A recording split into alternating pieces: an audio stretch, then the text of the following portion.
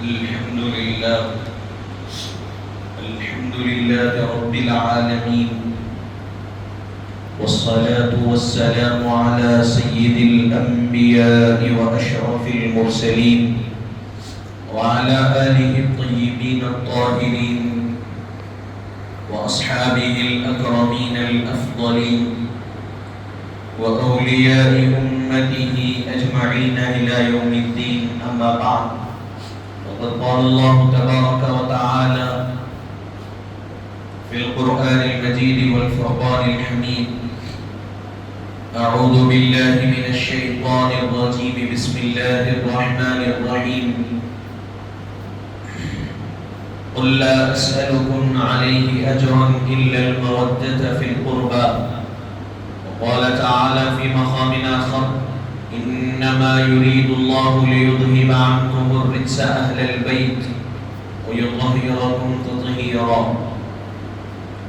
قال الله تبارك وتعالى في شأن حبيبه: إن الله وملائكته يصلون على النبي يا أيها الذين آمنوا صلوا عليه وسلموا تسليما. اللهم صل على سيدنا ومولانا محمد النبي الأمي العالي الحبيب القدر العظيم الجاه وعلى آله وأصحابه وبارك وسلم صلاة وسلاما عليك يا رسول الله وعلى آلك وأصحابك يا نبي الله صلی اللہ تعالی علیہ وسلم.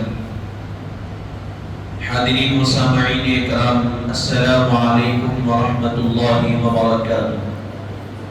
پروردگار عالم کا کروڑا شکر اور احسان ہے کہ اللہ تبارک و تعالی نے ہم تمام کو آقا کریم رؤوف الرحیم سید عالم نور مجسم رحمت للعالمین شفیع المذنبین امام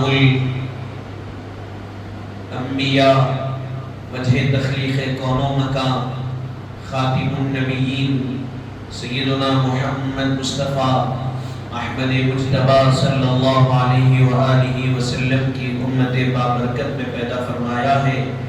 اور اللہ تبارک و تعالیٰ کا احسان عظیم ہے کہ اس نے اس پرفتن اور پرآشوب دور میں اہل سنت والجماعت کے عقائد سے وابستہ اور اس پر قائم و دائم فرمایا ہے. اللہ تبارک و تعالیٰ کے گھر میں ہم جمع ہیں. عاشورے کا مبارک دن ہے. دعا کرتے ہیں کہ مولا تعالیٰ ہم کو اور ہماری آنے والی نسلوں کو تا صبح قیامت اہل سنت والجماعت کے عقائد پر قائم و دائم فرما.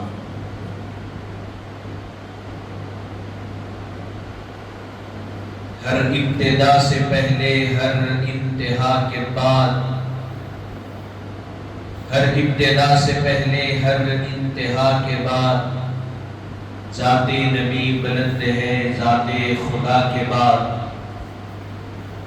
اور دنیا میں ہیں جتنے لوگ احترام کے قابل سب کو مانتے ہیں، لیکن محمد مصطفیٰ کے بعد قتل حسین اصل میں مرگ یزید ہے. قتل حسین اصل میں مرگ یزید ہے. اسلام زندہ ہوتا ہے ہر کربلا کے بعد. اسلام زندہ ہوتا ہے ہر کربلا کے بعد. حاضرین و سامعین کرام، عاشورے کا دن ہے اور آج جمعہ کا دن اور ماہ محرم الحرام کی 10 تاریخ یعنی یوم عاشورہ ہے. یہی وہ تاریخ ہے جس تاریخ کو بے شمار واقعات رونما ہوئے. بے شمار واقعات تاریخ اور احادیث مبارکہ کے ذریعے سے آپ کے ہمارے سامنے آتے ہیں. ان تمام واقعات میں جو واقعہ سب پر غلبہ حاصل کر گیا، سب واقعوں پر غالب آ گیا، وہ حضرت امام حسین رضی اللہ عنہ کی شہادت کا واقعہ. حاضرین محترم، یہ اہل بیت اطہار رضوان اللہ تعالی علیہم اجمعین کے ایک فرد ہیں اور صحابہ کرام رضوان اللہ علیہم اجمعین میں بھی آپ کا شمار ہے۔ رسول کریم علیہ السلام کے محبوب ترین نواسے اور بڑی عظمتوں اور رفعتوں والی ذات امام حسین رضی اللہ عنہ کی ذات مبارکہ، آپ کی عظمتوں اور رفعتوں کو سمجھنے کے لیے اتنا آپ کے ہمارے لیے کافی ہے کہ یہ نواسے رسول ہے، یہ سب سے بڑی فضیلت ہے۔ حضور کریم علیہ السلام نے آپ کے بارے میں ارشاد فرمایا، صحابہ کرام کے درمیان، کہ کیا تم جانتے ہو کہ دنیا میں کس کے نانا نانی سب سے بہتر ہے؟ صحابہ نے سوال کیا، یا رسول اللہ آپ ہی بتائیے۔ فرمایا کہ وہ حسن اور حسین ہے، پوری کائنات میں سب سے افضل نانا نانی انہی کے، ان کے نانا محمد الرسول اللہ ہے اور ان کی نانی خدیجۃ الکبریٰ رضی اللہ عنہا وعلیہ السلام ہے۔ ارشاد فرمایا کہ کیا تم جانتے ہو کہ پوری کائنات میں کس کے والد اور والدہ سب سے افضل اور بہتر ہے؟ فرمایا آپ ہی فرمائیے۔ ارشاد فرمایا کہ وہ حسن اور حسین ہے جن کے والد اور والدہ پوری کائنات میں سب سے افضل ہے۔ ان کے والد حضرت علی ہے اور والدہ حضرت فاطمہ علیہ السلام ہے۔ ارشاد فرمایا کائنات میں کس کے ماموں سب سے افضل ہے اور کس کے خالہ سب سے افضل ہے جانتے ہو؟ فرمایا یا رسول اللہ آپ ہی ارشاد فرمائیے۔ فرمایا وہ حسن اور حسین ہے جن کی خالائیں کائنات میں سب سے افضل ہے اور ان کے ماموں کائنات میں سب سے افضل ہے۔ ارشاد فرمایا ان کی خالہ حضرت زینب، حضرت رقیہ، حضرت ام کلثوم رضی اللہ عنہما ہیں اور ان کے ماموں حضرت ابراہیم، حضرت قاسم، حضرت عبداللہ رضی اللہ عنہم اجمعین ہیں۔ نہ ان جیسے ماموں کسی کے ہیں، نہ ان جیسی خالائیں کسی کی ہے۔ فرمایا کہ تم جانتے ہو کہ کائنات میں سب سے افضل پھوپھی کس کی ہے، سب سے افضل چچا کس کے ہے؟ فرمایا وہ حضرت حسن اور حسین کے ہیں۔ ہر اعتبار سے دیکھا جائے تو کائنات میں آپ کے آبا و اجداد سب سے افضل، آپ سب سے افضل، آپ جس گھرانے میں پیدا ہوئے وہ سب سے افضل، آپ جن کے پاس علم دین حاصل کیے وہ سب سے افضل، آپ جن کا لعاب دہن پیے وہ سب سے افضل، آپ جن کی نگاہوں میں پروان چڑھے وہ سب سے افضل۔ حاضرین محترم، اب ان نفوس قدسیہ کے زیر اثر رہ کر تربیت پانے والے امام حسین، اب سوچو کہ جو تربیت کرنے والے ہیں وہ افضل ہے تو تربیت پانے والے امام حسین کا مقام کیا ہوگا؟ ایک مثال دیتا ہوں آپ کو سمجھانے کے لیے۔ حضرت یوسف علیہ السلام کے والد کون ہیں؟ بولیے حضرت یعقوب علیہ السلام۔ حضرت یوسف جدا ہوئے، سورہ یوسف میں آپ پڑھتے ہیں، بھائی لے جا کے کنویں میں ڈال دیے، کہے کہ لومڑی کھا لی وغیرہ وغیرہ ساری باتیں ہوئی، پیڑ کھا لیا۔ بہرحال آپ وہاں سے اللہ کی جو مرضی تھی کنویں سے نکلے، محل میں پہنچے اور اللہ نے آپ کو بادشاہت حکومت سرفراز کر دی۔ بھائی آئے غلہ لینے کے لیے حضرت یوسف علیہ السلام کے پاس، بھائیوں نے نہیں پہچانا، آپ پہچان لیے، آپ کے چھوٹے بھائی کو اپنے پاس رکھ لیے، ساری باتیں سنائیں۔ والد آپ کے جدا ہونے کے غم میں اس قدر آپ کو غم تھا کہ آنکھوں کی بینائی آپ کی چلی گئی، اس قدر آپ غمزدہ ہوئے، آنکھوں کی بینائی چلے گئی۔ حضرت یوسف علیہ السلام اپنے والد کو اپنے بھائیوں سے بلا بھیجتے ہیں، بلاؤ تو کیا دیتے ہیں ساتھ؟ اپنا جبہ دیتے ہیں، اپنا جبہ دیتے ہیں کہ جاؤ یہ جبہ والد محترم کی آنکھوں میں لگاؤ، ان کی بینائی واپس آئے گی پھر لے کر آؤ۔ واقعہ سنانے کا مقصد کیا ہے غور کریے۔ حضرت یوسف علیہ السلام کا جبہ آپ کے بھائی لے کر جاتے ہیں اور جیسے جیسے جبہ قریب ہوتے جاتا ہے آپ کے والد کہتے ہیں کہ مجھے یوسف کی خوشبو آ رہی ہے۔ کون یوسف ہے؟ فرمایا کہ یوسف وہ ہے جب حضرت سلیمان نے مصر کی عورتوں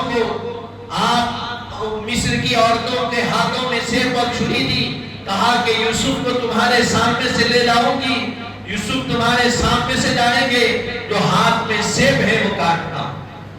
مصر کی عورتیں جب حضرت یوسف علیہ السلام سامنے سے گزرے سیب کاٹنے لگی، ان کو پتہ نہیں چلا کہ سیب کے ساتھ انگلیاں بھی کاٹ لی۔ آپ کا حسن و جمال وہ تھا، آپ کے حسن و جمال کے بارے میں فرمایا کائنات میں سب سے خوبصورت آپ کو بنایا گیا۔ بہرحال حضرت یوسف علیہ السلام کے والد محترم کے پاس آپ اپنا جبہ بھیجے۔ حضرت یوسف علیہ السلام کا جبہ ان کی آنکھوں پر لگایا گیا۔ اب کیا ہوا بولیے؟ جب جبہ آنکھوں پر لگائے بینائی واپس آ گئی، جو بینائی جا چکی تھی وہ واپس آ گئی۔ میں بتانا یہ چاہ رہا ہوں یوسف علیہ السلام کا جو جبہ تھا کیا وہ آپ کے جسم کا حصہ تھا؟ نہیں تھا، آپ کے جسم کو لگا ہوا کپڑا تھا۔ جو حضرت یوسف کے جسم کو کپڑا لگے اس میں یہ تاثیر ہے کہ وہ بینائی واپس کر رہا ہے۔ نبی پاک نے جس امام حسین کو اپنا بیٹا کہا اور نبی پاک کا خون جن کی رگوں میں دوڑ رہا ہے وہ امام حسین کی تاثیر کیا ہوگی؟ حاضرین محترم، یوسف علیہ السلام کے جسم کو جبہ لگ جائے تو یہ شرف اور یہ فضیلت اس کو حاصل ہو رہی ہے، اس کے اندر یہ تاثیر پیدا ہو رہی ہے کہ وہ بینائی کو واپس کر رہا ہے۔ تو ذرا سوچو، نبیوں کے تاجدار وہ یوسف کو جو حسن ملا حبیب پاک کے صدقے ملا، اور یوسف علیہ السلام کا حسن ایک طرف، حضور پاک کا حسن ایک طرف۔ اگر حضور پاک کے حسن اور جمال کو دیکھے تو یوسف علیہ السلام کا حسن 1% بھی نظر نہیں آتا آپ کے سامنے۔ وہ حبیب پاک کا خون جن امام حسین کے جسم میں ہے ان کی شان اور عظمت کیا ہوگی؟ حضور نے ارشاد فرمایا کہ یوسف کے جسم کو جبہ لگا، جسم کا حصہ نہیں۔ حبیب پاک نے ارشاد فرمایا فاطمہ بضعۃ منی، فاطمہ میرے جگر کا ٹکڑا ہے۔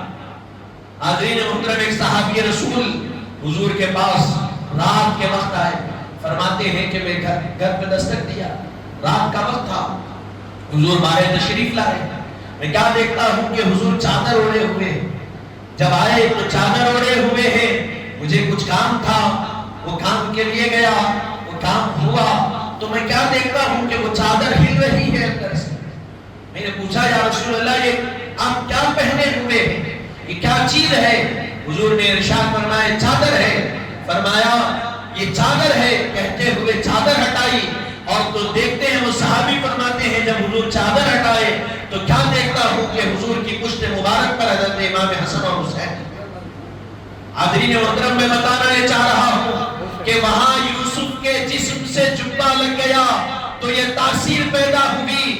امام حسن اور حسین، خاص طور پر امام حسین، آپ کی بات چل رہی ہے تو آپ کے اندر، آپ کے جسم میں خون بھی مصطفیٰ کا ہے، اور آپ کی زندگی سے کئی مرتبہ یہ واقعات ملتے ہیں کہ آپ نے حضور کے جسم کو اپنا جسم بھی لگا، حضور کے جسم پر آپ بیٹھے، حضور اپنی پشت پر آپ کو لیے، تو یہ بھی آپ کو فضیلت مل گئی کہ جو جبے کو ملی کہ جسم کو لگا تو متاثر ہوا۔ امام حسین جسم کو بھی لگتے ہیں، کیا فضیلت اور کیا مقام آپ کا بنا ہوگا آپ سنیے۔ حاضرین محترم، کون اندازہ لگا سکتا ہے کہ امام حسین رضی اللہ عنہ کا مقام اور مرتبہ کیا ہے؟ یہ انسانوں اور کائنات کے ہر فرد کی عقل اور فہم سے ماورا واقعہ۔ حاضرین محترم، حضرت امام حسین رضی اللہ عنہ کی ولادت 4 ہجری میں ہوئی، 4 ہجری میں آپ کی ولادت ہوئی، 4 شعبان 4 ہجری میں ابتدا پیدائش ہوئی حضرت فاطمہ رضی اللہ عنہا کے گھر میں، اور حضرت حضور پاک کے پھوپھی حضرت ام الفضل بنت حارث رضی اللہ عنہا، وہ فرماتی ہیں حضور کے پاس تشریف لائے اور کہا کہ یا رسول اللہ میں نے خواب دیکھا۔ اور کیا دیکھا خواب میں؟ میں خواب میں یہ دیکھتی ہوں کہ آپ کے جسم میں سے آپ کے جسم کا ٹکڑا نکالا جا رہا ہے اور نکال کر میری گود میں ڈالا جا رہا ہے۔ اس خواب کی تعبیر کیا ہے؟ حضور ارشاد فرماتے ہیں کہ چچی اے بھومی حضرت فاطمہ کے گھر میں بیٹا پیدا ہوگا اور اس بیٹے کو آپ کے گود میں دیا جائے گا، یہ اس خواب کی تعبیر ہے۔ چند دن گزرے، حضرت فاطمہ رضی اللہ عنہ کے گھر حضرت امام حسین رضی اللہ عنہ تولد ہوئے اور خاندان کی بڑی ہونے کے اعتبار سے آپ کے گود میں حضرت امام حسین کو رکھا گیا۔ حاضرین محترم، یہ حضرت امام حسن اور حسین رضی اللہ عنہ ابتدا پیدائش ہوئی مدینے میں۔ حضور پاک صلی اللہ علیہ وسلم نے اپنا لعاب دہن ایک مرتبہ، دو مرتبہ، تین مرتبہ، چار مرتبہ نہیں، کئی مرتبہ حضور کریم علیہ السلام اپنی زبان مبارک آپ کے حلق میں رکھ دیتے، منہ میں رکھ دیتے اور آپ حضور کا لعاب دہن پیتے اور اس کو نوش فرماتے۔ حاضرین محترم، پیدائش سے لے کر 6 سے 7 سال کی عمر مبارکہ تک حضور کریم علیہ السلام باحیات ہیں اور یہ سارا عرصہ حضور کی صحبت میں رہنے کا موقع ان شہزادوں کو ملا، بلکہ یہ واقعات بھی دنیا میں دیکھے کہ حضور نماز پڑھا رہے ہیں اور حالت نماز میں جب سجدے میں گئے تو سجدہ طویل ہو گیا۔ صحابی رسول فرماتے ہیں کہ جب حضور نے سجدہ طویل کر دیا تو میں اپنے سر کو اٹھا کر دیکھا کہ آخر بات کیا، تو کیا دیکھتا ہوں کہ حضور کی پشت مبارکہ پر امام حسین رضی اللہ عنہ سوار، حضور کی پشت مبارکہ پر امام حسین بیٹھے ہوئے ہیں اور سجدہ طویل ہو گیا، پھر آپ واپس سجدے میں چلے گئے۔ جب یہ سوال یہاں پیدا ہوتا ہے، سجدے سے سر اٹھا کر آگے دیکھنے سے نماز باقی رہتی کہ نہیں رہتی؟ کسی امام نے، کسی فقہ کے مجتہد نے یہ نہیں کہا کہ آپ کی نماز ٹوٹی، بلکہ آپ سر اٹھائے اور حضور کی کیفیت کو دیکھے، پھر واپس سجدے میں چلے گئے۔ پھر حضور جب سجدے سے اٹھے، اٹھ کر نماز ختم کی، صحابہ نے پوچھا یا رسول اللہ آپ نے سجدے کو اتنا طویل فرما دیا، کیا آج سے سجدہ اس نماز کا یہ سجدہ اتنا طویل کرنے کا حکم ہے؟ فرمایا نہیں۔ پھر فرمایا کیا یا رسول اللہ وحی کا نزول ہو رہا تھا؟ فرمایا نہیں۔ پھر کون سی وجہ تھی یا رسول اللہ آپ نے سجدے کو طویل کر دیا؟ ارشاد فرمایا تم جو وجوہات بیان کر رہے ہو ان وجوہات میں سے کوئی وجہ نہیں تھی، بات اتنی تھی کہ امام حسین میری پشت پر سوار ہو گئے تھے اور میں نہیں چاہتا تھا کہ میں اٹھوں اور امام حسین گرے اور ان کو تکلیف ہو، میں اسی لیے طویل کر دیا کہ جب حسین اتریں گے تبھی میں سجدے سے اٹھوں۔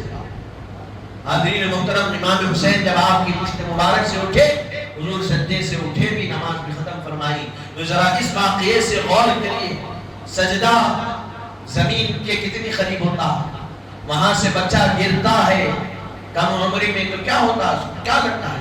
بہت سے بولتے ہیں۔ تو آپ سوچئے کہ حضور کو اتنی تکلیف بھی امام حسین کی برداشت نہیں ہے، تو پھر کربلا میں دی جانے والی تکلیف کے بارے میں سوچئے کہ اس کا کیا حال ہوا ہوگا۔ حاضرین محترم، ایک مرتبہ حضور حضرت فاطمہ رضی اللہ عنہا کے گھر کے باہر سے گزر رہے ہیں اور امام حسین کے رونے کی آواز آئی۔ حضور دستک دیے، پوچھے کہ بیٹی فاطمہ حسین کیوں رو رہے ہیں؟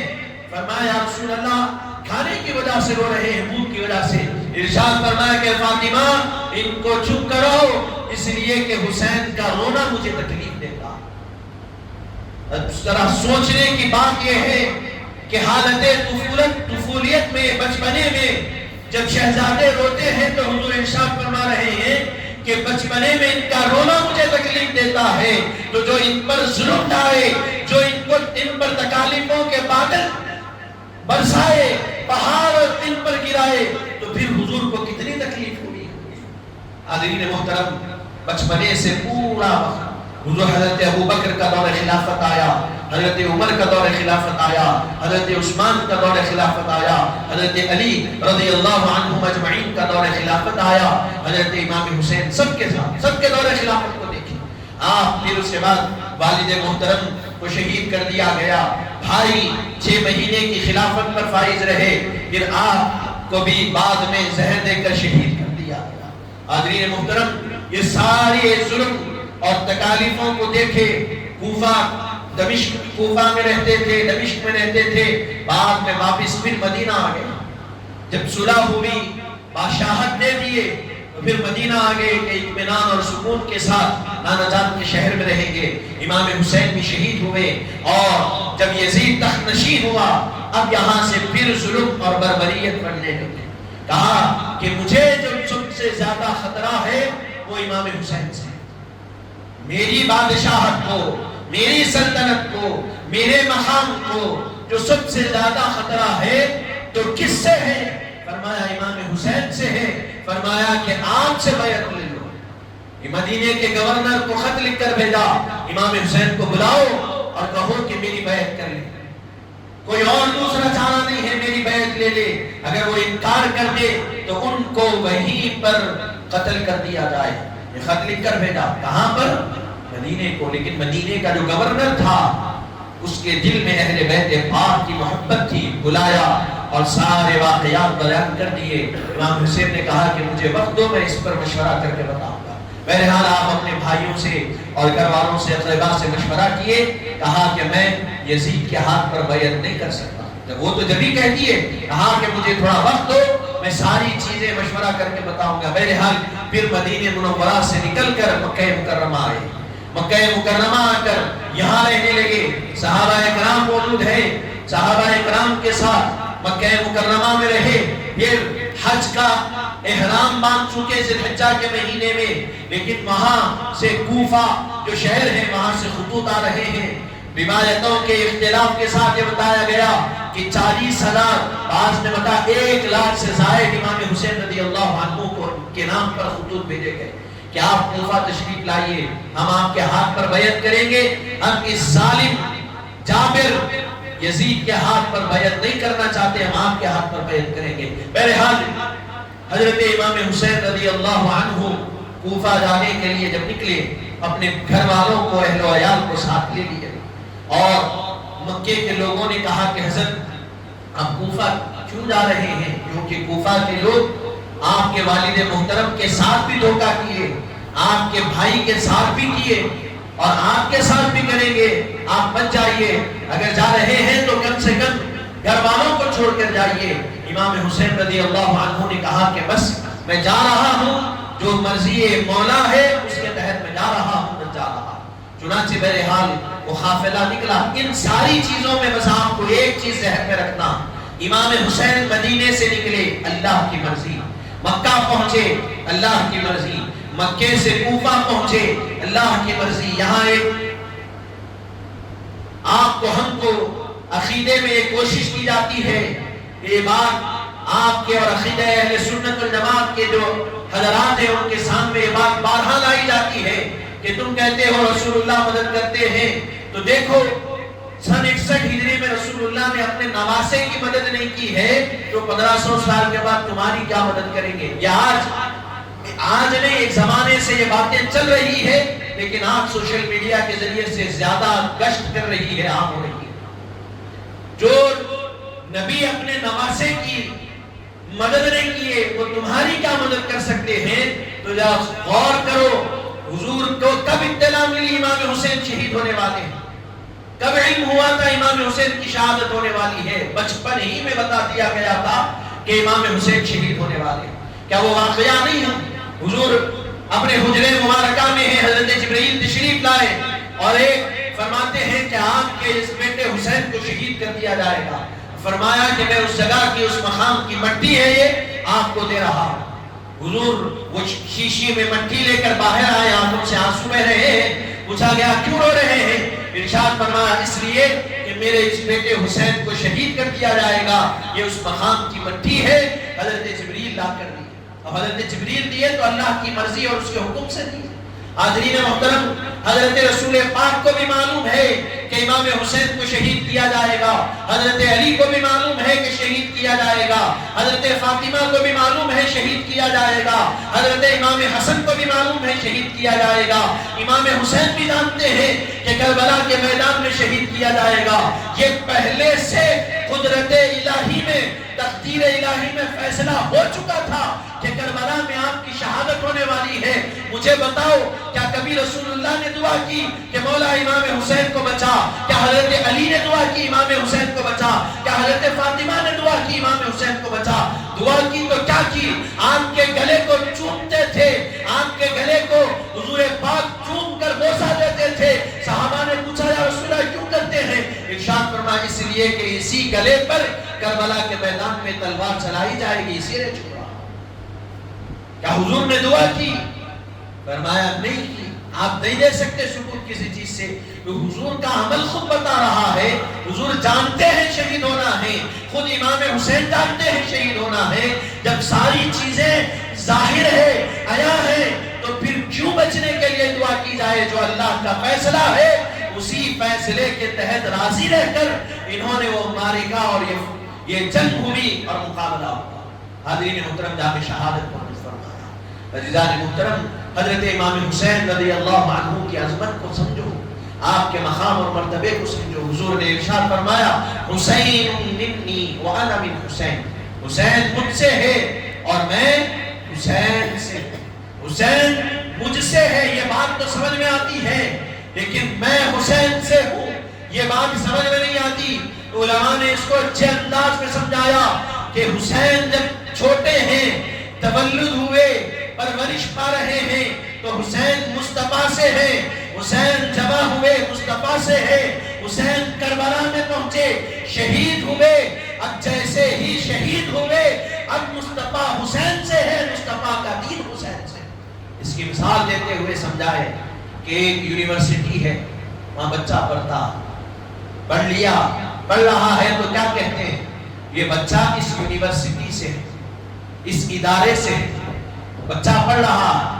ہمارے اساتذہ فرماتے ہیں جامعہ ہمارا، ہم پڑھ رہے ہیں تو یہ کہتے ہیں یہ جامعہ کا طالب علم ہے، یہ جامعہ سے ہے، یہ جامعہ سے ہے۔ لیکن جب پڑھ کر فارغ ہو جاتا ہے، دنیا کے کونے کونوں میں جا کر علم کے ڈنکے بجاتا ہے، تو تب یہ نہیں کہا جاتا یہ جامعہ سے ہے، بلکہ یہ کہا جاتا ہے کہ اس سے جامعہ تو اپنے مقام پر ہے، وہ تو ہر جگہ نہیں جا سکتا، لیکن یہ جو علم حاصل کیا اس کو پھیلا رہا ہے۔ اب جامعہ کی بقا، جامعہ کا نام اس سے ہو رہا ہے۔ تو اسی طرح حضور فرمائے کہ ظاہری طور پر تو حضور پردہ فرما گئے، حضور کو تو کوئی ظاہری طور پر چلتا پھرتا دیکھنے والا نہیں۔ فرمایا کہ حسین مجھ سے ہے، جب تک حسین بچپنے میں ہے سنوار رہا ہوں، اخلاق دے رہا ہوں، کردار دے رہا ہوں، شجاعت و بہادری ساری چیزیں عطا کر رہا ہوں، حسین مجھ سے ہے۔ جب کربلا میں آئیں گے، جامع شہادت نوش فرمائیں گے، میرے دین کی حفاظت کریں گے، تو اب مصطفیٰ کا حسن و جمال حسین سے دنیا کو نظر آئے گا، مصطفیٰ کی بہادری حسین سے نظر آئے گی، آپ کی سخاوت حسین سے نظر آئے گی، آپ کی شجاعت حسین سے نظر آئے گی۔ اسی لیے فرمایا کہ حسین، میں حسین سے، مجھ سے۔ حاضرین محترم، سمجھنے کی بات، آپ کے مقام اور مرتبے کو اگر سمجھ جائے، میدان کربلا پانی بند کر دیا گیا، کھانا بند کر دیا گیا، ساری چیزیں، یہ سب کا سب اللہ کی مرضی ہے۔ حضرت امام حسن بصری رضی اللہ عنہ فرماتے ہیں کہ آپ کے پاس ایک شخص آپ کے پاس آتا تھا سوال کرنے کے لیے، علم دین سیکھنے کے لیے، فقہی مسائل، اس کے منہ سے خلیص بو آتی تھی۔ حسن بصری کون ہے؟ یہ حضرت علی کے خلیفہ۔ فرماتے ہیں اس کے منہ سے بدبو آتی تھی، ہم شرم محسوس کرتے تھے کہ اس سے کیسے پوچھے اس بدبو کے بارے میں۔ تو بہرحال وہ فرماتے ہیں حضرت حسن بصری رضی اللہ عنہ کہ ہم نے اس سے پوچھا ایک مرتبہ، برداشت کیے ایک مرتبہ، فرماتے ہیں ہم نے پوچھ لیا کہ آخر تیرے منہ سے جو بو آتی ہے اس کی وجہ کیا؟ آپ سنیے، سوچیے ذرا۔ وہ کہتا ہے کہ میں ان لوگوں میں سے ہوں جو دریائے فرات پر پہرا دے رہے تھے جب امام حسین کربلا کے میدان میں تھے، میں انہی میں سے ایک ہوں۔ میں دریائے فرات کے حفاظت کے لیے ٹھہرا گیا تھا کہ کوئی اہل بیت کا فرد نہ دریا پر تک پہنچے، نہ پانی لیے اور نہ پیے، اسی لیے اس کے پہرے کے لیے مجھے مامور کیا گیا تھا۔ وہ کہتا ہے کہ کربلا کے بعد میں نے خواب میں دیکھا کہ قیامت برپا ہوئی، اور نفسا نفسی کا عالم ہے، دھوپ ہے، گرمی ہے، اور سب اس دھوپ میں گرمی میں اپنی پیاس کو بجھانے کے لیے حوض کوثر پر جا رہے ہیں، حوض کوثر پر جا رہے ہیں۔ فرماتے ہیں کہ وہ کہتا ہے کہ میں بھی حوض کوثر پر پہنچا اپنی گرمی کو بجھانے کے لیے۔ حضرت محدث دکن شہادت نامے میں اس واقعے کو لکھ رہے ہیں۔ حضرت حسن بصری فرماتے ہیں وہ کہنے لگا کہ میں خواب کی حالت میں دیکھ رہا ہوں یہ ساری چیزیں۔ حوض کوثر پر پہنچا، حضور سے کہنے لگا حضور پیاس لگ رہی ہے، پانی پلائیے۔ حضور نے صحابہ کو حکم دیا کہ اس کو پانی دے دو، صحابہ پانی نہیں دیے۔ پھر حضور سے کہا کہ پانی دیجئے، حضور نے صحابہ کو حکم دیا کہ صحابہ اس کو پانی دے دو، نہیں دیے۔ پھر کہتا پھر کہا نہیں دیے۔ حضور پوچھتے ہیں کہ صحابہ اس کو پانی کیوں نہیں دے رہے ہو؟ یہ پانی کے لیے تڑپ رہا ہے، اس کو پانی کیوں نہیں دے رہے ہو؟ وہ کہتا ہے کہ صحابہ نے ارشاد فرمایا کہ یا رسول اللہ یہ وہ شخص ہے جو آپ کے نواسے جب کربلا کے میدان میں پہنچے تھے، بھوکے پیاسے تھے، ان کا سارا گھرانہ پیاسا تھا، یہ شخص دریائے فرات کے پہرے پر مامور تھا، آپ کے نواسے کو پانی پینے سے روکا تھا۔ حضور نے ارشاد فرمایا کہ صحابہ اس کو ڈامر پلاؤ، ڈامر کا پانی پلاؤ۔ صحابہ اکرام اس کو ڈامر کا پانی پلائے۔ وہ کہتا ہے کہ جب صبح اٹھا تو کیا دیکھتا ہوں کہ منہ سے بدبو آ رہی ہے، اور تب خواب دیکھا جب سے آج تک وہ بدبو منہ سے آ رہی ہے۔ حضرت امام حسن بصری فرماتے ہیں کہ تو جو رسول اللہ کے دربار سے دھتکار دیا گیا ہے، تو میرے پاس بھی مت آ، تیرے کو کوئی علم، تجھ کو علم کا سوال کرنے کے لیے آتا ہے، علم کی کمی کو پوری کرنے کے لیے میرے پاس بھی آنے کی ضرورت نہیں ہے۔ حضرت امام حسن بصری فرماتے ہیں کہ ہم نے اس کو اپنے پاس آنے سے بھی روک دیا۔ چند دن گزرے، اسی غم میں وہ مر گیا، واصل جہنم ہو گیا۔ ذرا سوچیا، جو صرف دریائے فرات پر پہرا دینے کے لیے ٹھہرے تو یہ حال ہے، جس نے گلے پر تیر چلایا، جس نے گلے پر تلوار چلائی، جس نے علی اصغر کو شہید کیا، جس نے علی اکبر کی نوجوانی کو ختم شہید کیا، جس نے حضرت قاسم کو شہید کیا، جس نے حضرت عباس علم بردار کے بازوؤں کو گرایا، ان کے ساتھ کیا معاملہ ہوگا؟ حاضرین محترم، یہ اہل بیت اطہار، ان کی محبت فرض ہے، ان کی محبت فرض ہے، فرض ہے، فرض ہے۔ ان کے مقام کو سمجھو۔ یہ حضور پاک کے خاندان والے حضور کے دین کو بچانے کے لیے انہوں نے اپنی جانوں کی قربانی پیش کی۔ کوئی ذاتی معاملہ نہیں تھا، کوئی دنیا طلبی نہیں تھی۔ حضرت محدث لقب فرماتے ہیں حضور مدینہ منورہ میں اپنے گھر سے نکلے، بازار میں پہنچے۔ جب بازار میں پہنچے تو کیا دیکھتے ہیں کہ ایک بکری مری ہوئی ہے، مر گئی، بازار میں بکری مر گئی، مر کے پھول گئی۔ حضور نے ارشاد فرمایا، بازار میں حضور خطاب کیے، سب متوجہ ہو گئے حضور کی طرف۔ صحابہ پوچھتے ہیں کہ یہ بکری کون لے گا، کون خریدے گا؟ فرمایا صحابہ نے یا رسول اللہ مر گئی، اس کو کیوں خریدیں گے؟ بات تو زندہ ہوگی تو خریدیں گے، کیوں خریدتے ہیں؟ فائدہ ہو خریدنے کے بعد۔ یہ تو مر گئی، اب اس کو اگر کوئی خریدے گا تو الٹا نقصان میں ہوگا، کیونکہ اس کو دفن کرنے کے پیسے لگیں گے الٹا۔ فرمایا نہیں خریدیں گے۔ حضور ارشاد فرماتے ہیں کہ تم جس دنیا میں رہ رہے ہو نا، اس دنیا کی مثال بھی اسی مردار بکری کے برابر ہے۔ تم اس کو خریدنا پسند نہیں کرتے نا، تو دنیا کی مثال بھی اتنی ہے۔ پھر آگے حضور ارشاد فرماتے ہیں اگر اللہ کے پاس دنیا کی حقیقت مچھر کے پر کے برابر بھی ہوتی تو اللہ کسی کافر کو ایک گھٹ پانی بھی دنیا میں نہیں دیتا۔ مچھر کے پر کے برابر دنیا کی اہمیت ہوتی تو اللہ ایک گھٹ پانی نہیں دیتا۔ اللہ کے پاس مچھر کے پر کے برابر بھی دنیا کی اہمیت نہیں ہے۔ تو ذرا سوچو، جس نبی رحمت نے دنیا کو یہ بتایا کہ دنیا مچھر کے پر کے برابر اہمیت والی نہیں ہے، اس نبی کے تربیت یافتہ نواسے امام حسین اس دنیا کے اقتدار کے لیے کربلا گئے۔ یہ ممکن ہو سکتا ہے کیا؟ آپ کو بچپنے سے بتایا دنیا کیا ہے، آپ کے والد ہی نے تو ارشاد فرمایا دنیا جیفا وطالبها کلاب۔ کس کا قول ہے؟ حضرت علی فرماتے ہیں دنیا مردار ہے اور جو اس کا طالب ہے وہ کتا ہے۔ حضرت علی نے فرمایا وہ علی کے بیٹے اسی دنیا کے اقتدار کے لیے جائیں گے، یہ کیسے ممکن ہو سکتا؟ تم جو کہہ رہے ہو تم اپنی ذاتی بغض اور اناد میں کہہ رہے ہو اہل بیت پاک۔ امام حسین رضی اللہ عنہ کربلا گئے، اقتدار کے لیے نہیں گئے، دین کے تحفظ کے لیے، شریعت کی تحفظ اور اس کی حفاظت کے لیے امام حسین گئے۔ اگر اقتدار کے لیے جاتے تو کیا کوئی اپنے 6 مہینے کے بچے کو ساتھ لے جاتا؟ اگر اقتدار کے لیے یعنی جنگ کرنے کے لیے جاتے تو اپنی بیٹیوں کو ساتھ لے جاتے، جنگ کرنے کے لیے جاتے تو بیمار زین العابدین کو ساتھ لے جاتے۔ جنگ کرنے کے لیے نہیں گئے تھے، دین اسلام کو بچانے کے لیے گئے۔ کوفہ والوں کے جو خطوط آ رہے تھے، حضرت مسلم بن عقیل کو بھیجا، جاؤ دیکھو۔ حضرت مسلم بن عقیل جب پہنچے تو 40,000 لوگ آپ کے ہاتھ پر کلمہ، آپ کے ہاتھ پر بیعت کر کے کہنے لگے کہ ہم آپ کے ساتھ ہیں، آپ کے بھائی امام حسین کے ساتھ ہیں۔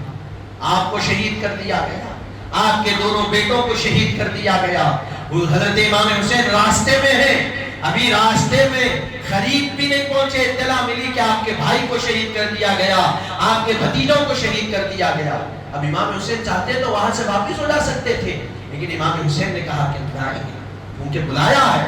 جب پہنچے تو وہاں کا نقشہ بدل چکا تھا، جو لوگ ساتھ دینے کے لیے آئے تھے وہی اپنے گھروں کے دروازے لگا لیے، کوئی دروازہ کھولنے کے لیے نہیں، پوری فوج گھیر لی۔ بہرحال امام حسین کہنے لگے کہ مجھے یزید کے پاس جانے دو، میں اس سے ملوں گا، اس سے بات کروں گا، کیا مسئلہ؟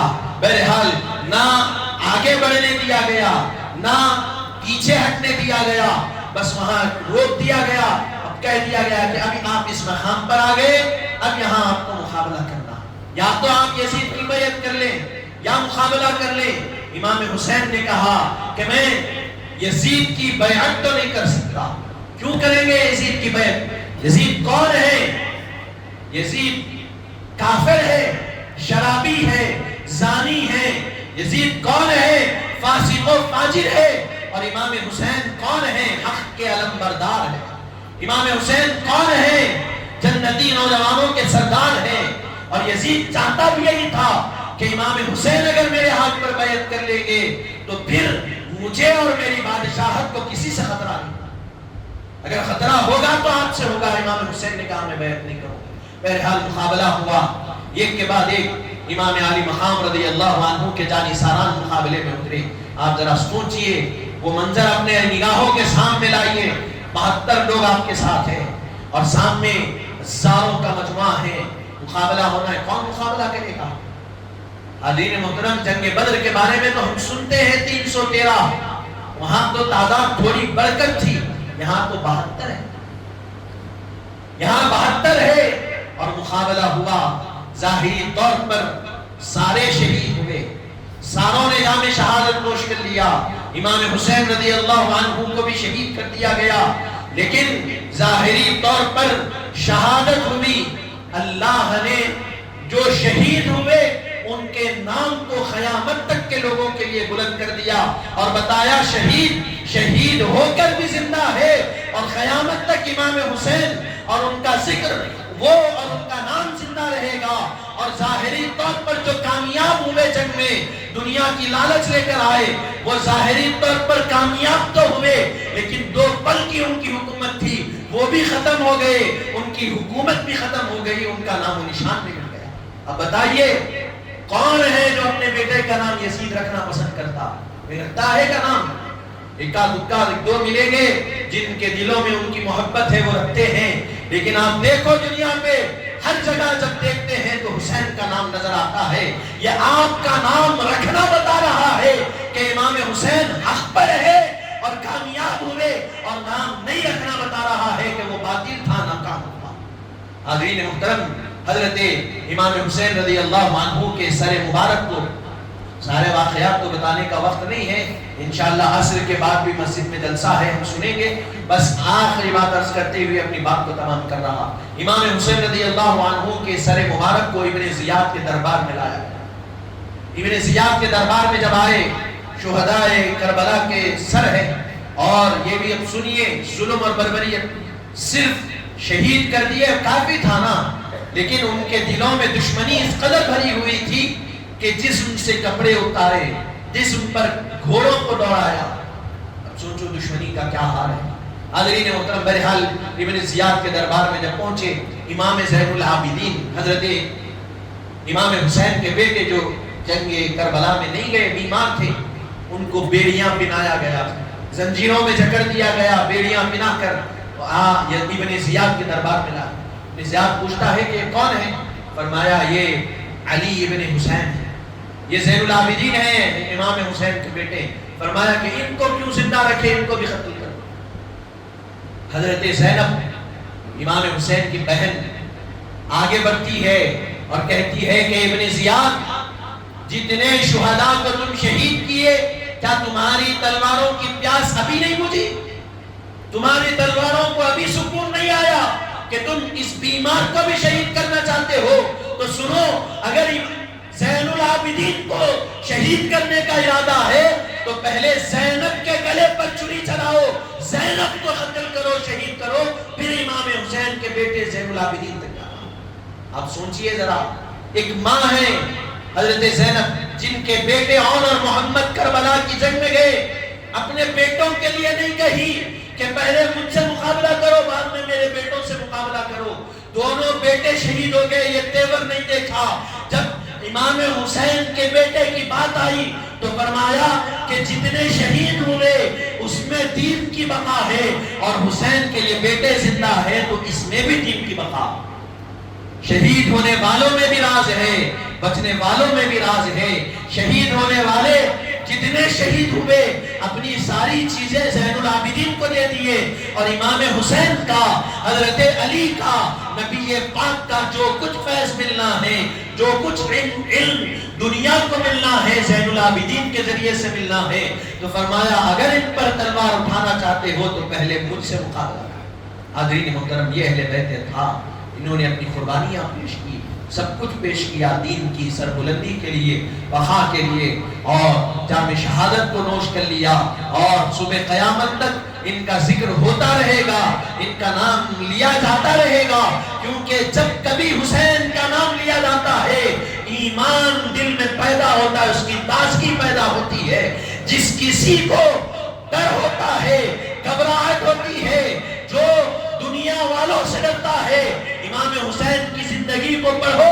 امام حسین کی زندگی کو پڑھنے کے بعد انسان کے اندر سے بزدلی، ڈر اور گھبراہٹ ختم ہو جاتی ہے، اس لیے کہ امام حسین بزدلی اور ڈر اور گھبراہٹ کا نام نہیں، امام حسین بہادری، شجاعت اور طاقت کا نام ہے اور علم بردار ہے۔